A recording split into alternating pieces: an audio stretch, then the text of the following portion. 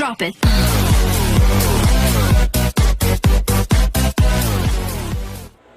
Assalamualaikum warahmatullahi wabarakatuh. Saya Solihah Nisa Oktavianti dari siswi SMA N2 Lumajang ingin mengutarakan suatu hal atau menyampaikan situasi yang sekarang terjadi di lingkungan masyarakat, yaitu maraknya wabah COVID-19 atau virus corona. Virus ini sudah menyebar di semua negara, apalagi di negara Indonesia. COVID-19 sendiri berasal dari Cina, yaitu di Wuhan. Dan sekarang di Cina sudah mulai mereda atau sudah sembuh semua warga yang ada di sana. Namun sekarang malah menyebar di seluruh penjuru dunia. Salah satunya adalah di Indonesia. Tanggal 8 Maret 2020, tepatnya kemarin hari Rabu, mencapai 2.956 kasus peningkatan COVID-19 dengan bertambah 218 orang dari hari sebelumnya. Peningkatan pasien sembuh yaitu sebanyak 222 orang, sedangkan pasien yang meninggal sebanyak 240 orang. Jadi virus ini terus bertambah dan pasiennya pun atau yang mengidap pun semakin bertambah juga.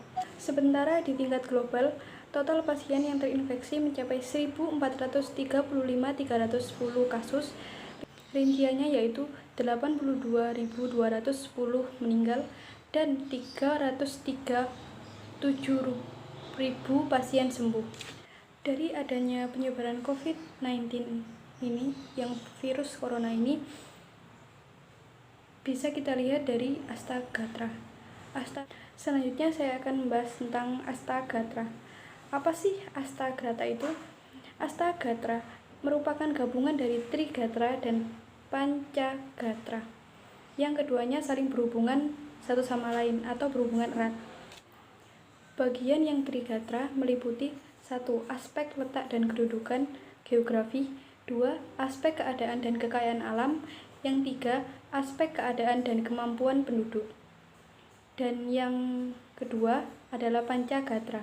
Pancagatra terbagi menjadi 5, yaitu aspek ideologi, yang kedua aspek politik, yang ketiga aspek ekonomi, yang keempat aspek sosial dan budaya atau sosbud, yang kelima aspek ketahanan dan keamanan. Selanjutnya saya akan membahas satu persatu apa sih hubungan dari Astagatra dengan wabah COVID-19 sekarang ini.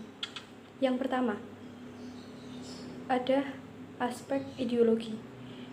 Pasti sekarang banyak sekali yang sudah melihat para relawan yang membagikan masker, APD, dan lain-lain untuk alat-alat medis dan untuk menjaga tubuh kita agar terhindar dari virus COVID-19.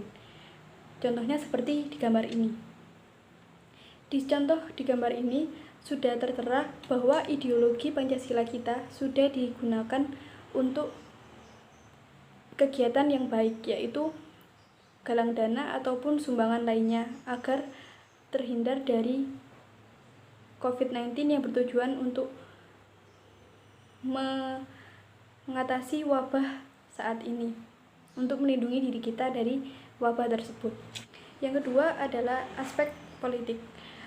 Di aspek ini, COVID-19 secara perlahan akan menggiring Indonesia pada potensi krisis di sejumlah lini strategis, sehingga tidak menutup kemungkinan akan membawa Indonesia pada krisis ekonomi yang bertuntut pada krisis politik.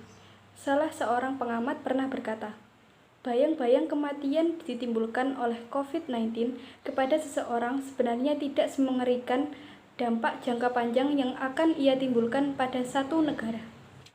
Yang ketiga adalah di aspek sosial budaya. Tata sosial dan budaya masyarakat kita ini terkenal dengan ramah tamahnya, seperti bertemu, bersalaman, cipika-cipiki, senyum, sapa hangat, yang selalu terpancar di seluruh wajah masyarakat.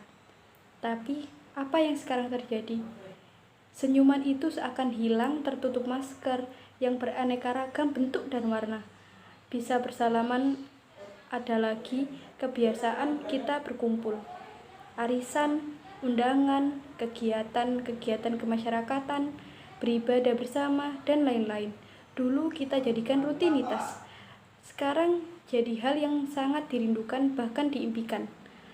Sementara ini kita harus lebih banyak berdiam diri di rumah, keluar bila benar-benar ada keperluan. Itu semua bisa membuat budaya yang selalu kita kerjakan malah hilang karena adanya virus yang mewabah pada saat ini.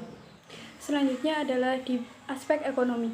Pertumbuhan ekonomi kita, asesmen yang tadi kita lihat BI, OJK, LPS, dan kami memperkirakan bahwa pertumbuhan ekonomi akan turun ke 2,3%.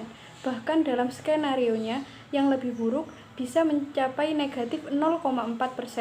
Ungkapannya dalam telekonferensi di Jakarta, Rabu, tanggal 1 bulan 4. Yang terakhir adalah di aspek keamanan. Saya tidak jauh-jauh mengambil contoh dari luaran, saya mengambil dari daerah saya sendiri, yaitu Lumajang.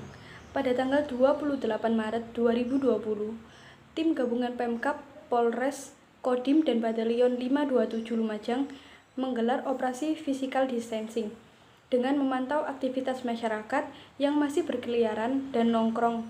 Mereka mengamankan dan mengedukasi tentang bahayanya maraknya COVID-19 ini, dan mereka tidak segan-segan untuk memberikan hukuman ataupun denda bagi mereka yang melawan aturan yang sudah ditetapkan oleh pemerintah.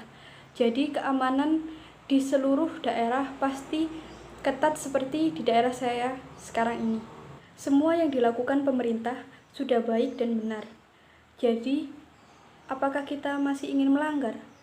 Apakah kita malah membiarkan virus tersebut masuk ke dalam tubuh kita?